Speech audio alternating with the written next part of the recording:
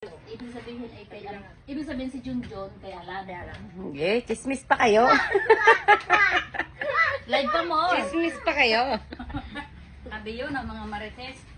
Hi! Hi! Tinira ng tinira.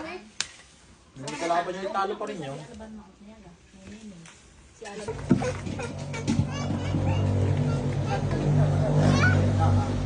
Ilang kilo to?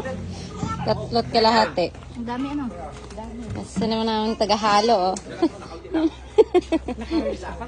Wisan, guys. Alam ko sobrang dami. Yan! Yan!